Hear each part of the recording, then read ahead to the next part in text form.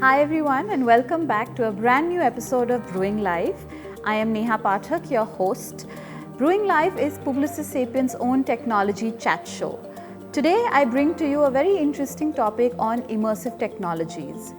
Think about the days of, going and doing retail shopping when someone would actually go in store, find multiple products, try them out, feel it, and then decide what you wanted to buy.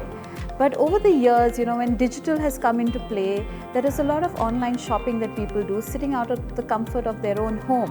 While it has made shopping easier, but what we have lost touch with is the actual touch and feel of the product.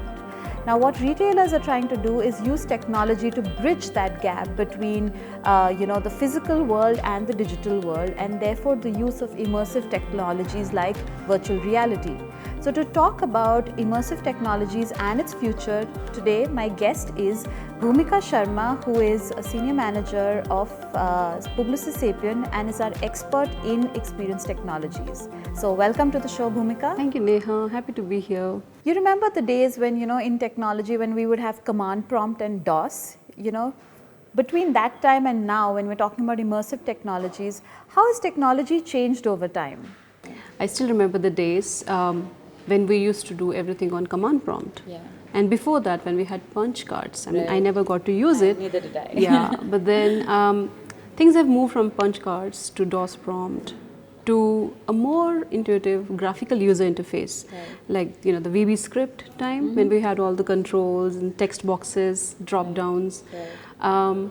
And moving on, I further came to this time when we had swiping everything on the screen Right. and doing all the programming just by touching the screen. Correct. We are here right now, Yeah. and it's an limitless possibilities that we have ahead. Right, you were talking about right swipe and left swipe as an input, right? So that shows just that the relationship between human beings and technology is completely changed. What do you think it is like today? Technology has become so accessible to everybody. So how has the relationship between humans and tech changed today? Oh, it's very interesting the way the landscape is changing. Just to give you example, when I started my career, I used to code in mainframes. Wow. It's like we used to have the pages of programs to be written in COBOL for executing a small command. And it was only like a handful of experts who could access technology, right? And we moved further and we had more accessible systems. Currently, when we are using touch screens, it's much more intuitive, right? Right. Even a kid knows Correct. how to work on it. Yeah. And the next logical step that we see is this immersive, the world of AR, VR, MR, mixed reality. Oh, okay. Yes, so this is the area where you see we are actually making a lot of progress in all the sectors, be it education, be it medical, be it entertainment. I mean, I can actually share one of the very interesting examples that I had recently. 7-year-old boy, one of my neighbor's son, he came over and he is a science enthusiast. So I asked him about solar system, Right. astronomy being something I'm fascinated about. Yeah. And I asked him to draw the solar system. And he drew it on a piece of paper with all the planets in one line. And when I asked him, do all the planets move together around the sun? He said, yes, they have to hold each other and move together. So cute. Yes, so, but then I realized that it is so difficult for a child of that age to actually understand that everything is in three-dimensional. This is where VR plays a huge potential. When you move out from the 2D space and you look at something in 3D for the first time, It's richer. yes, it is richer. It is much more immersive. It actually gives a better view of what is there in reality. Correct. Right? It's not just confined to pages of Right. books. Second example that I can share is from the medical industry. I was reading about it, where a doctor he mentioned that using this immersive technology, he was able to not only find out the exact place where brain tumor was there, but he could actually walk into the brain Wow. and see behind the tumor, like around the tumor, what are the veins and arteries and nerves that will be impacted when it will be taken out. In my mind, that is a big wow. That is like something phenomenal. It's just changing the medical industry in a big way. Yeah. So you spoke about so many use cases, education, medical. So why aren't we then seeing mass adoption of immersive technologies? Why does it still exist in pockets and in silos? There are specific reasons to that. I think the primary reason being device dependency. Yeah. So when you talk about virtual reality, you need to have a virtual reality headset on your head. Right. There are multiple other factors when you put that headset on. There are adjustment issues. Right. You are actually taken away from that environment. You are in a different environment suddenly.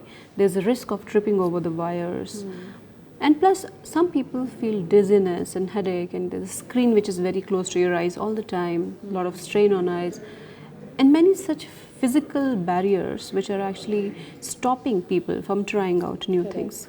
There are also some deeper issues, like people with some phobias and who do not even want to try something as new as virtual reality because they fear from stepping into something which is unknown. And I feel this is where we have a very handy web VR which comes into picture. What is web VR? Is a virtual reality immersive experience on web. So what that means, if you have a screen like a phone, a desktop, laptop, you can still have an immersive experience on that. So imagine how wonderful will that be when you do not have any device dependency.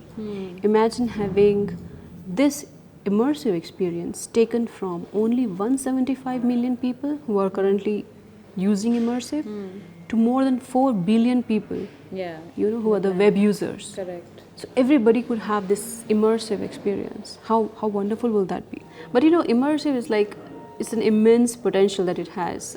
It gives a very different perspective to people. And that is why I think if we use a compromise between total immersive experience to no experience, if we go for the midway, which is the web VR, I think this can create a wonderful experience. I actually did a few case studies in web VR, and the best part about it was how open source it is, how it is easily available for the whole wide world to come, learn, contribute and collaborate. If someone had to start developing applications for web VR and they didn't have any prior experience in it, how easy is it to get started? What are your recommendations for such a person? I would say it is very easy. And this is again one of the things which I want to tie back to how technical landscape is changing.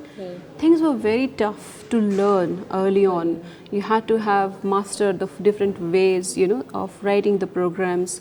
There were the logical structures. There were like things getting to, write from the scratch. But now we have so many things which are already available, which people can use, reuse, and can also share with the whole world. Try it out. For A-Frame specifically, we have different libraries. We have the documentation up there, which is like completely exhaustive documentation anyone can learn from. We have so many different components that people have made, 3D models that you can reuse. It's just about going with that mindset to learn something new. And then there are like limitless possibilities. Great. Thank you, Bhumika, for such a wonderful chat on immersive. On that note, this is Neha Pathak signing out.